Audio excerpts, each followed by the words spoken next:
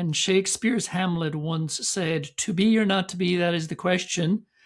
Um, when it's not a requirement, I think a lot of job applicants will be asking themselves and wondering to cover letter or not to cover letter. That is the question.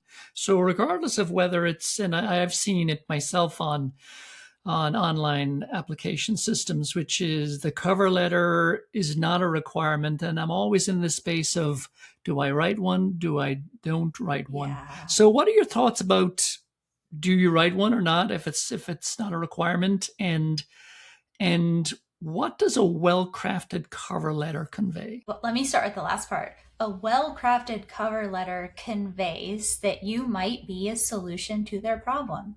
It's it's not really a letter about you. It's a letter about why you are a good fit for their needs, evidenced by information about you.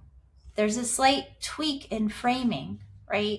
A letter that's about you is I this, I that, I've done this, I've done this, I have this skill, I've done that skill.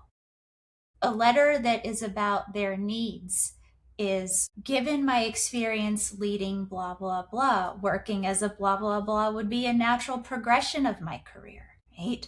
It shows enthusiasm for the company or the key area that their project problem they're trying to solve. From pragmatics, it's one page, anything in industry, and there's certain exceptions, but for I think your typical audience, we're going to say it's one page. It might have some bullet points because we want to guide the eye. Maybe it'll have some bolding too. And back to cover letter or not to cover letter. I love how you phrase that. Again, it's like, don't shoot the messenger, but unless it says, do not include a cover letter, or a job is specifically being developed for you, which does happen, then my stance is it can help. You might get weeded out before the cover letter's read because some people will look at resumes. Then if they're interested, they'll look at the cover letter. But this is a common question, and I have every single recruiter I've asked when I said, well, if you're narrowing down, say you're narrowing it down and there's 15 people and 8 of them submitted a cover letter, are you going to read those cover letters? Will those cover letters help you determine yay or nay? Every person has said, oh, well, yeah, in that case, when you put it that way, yeah, I would always look. Okay. The kind of caveat here is you should not write a cover letter by going to ChatGPT and saying, here is the job description, here's my resume, write a cover letter.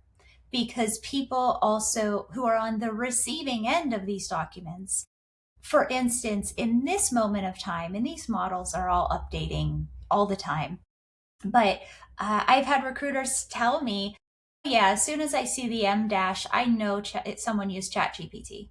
The M dash is the longer dash.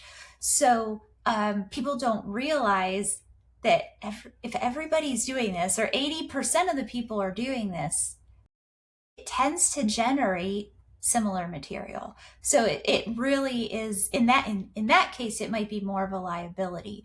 I'd instead get a strong template. And I'm not saying don't use AI at all if you want. I mean, I'm realistic. It's out there. It can do a lot, but start with you and then get it to maybe help you perfect it and ask it, prompt it with questions. And do I have adequate space to show why I'm interested in this company or this particular project? Things like that.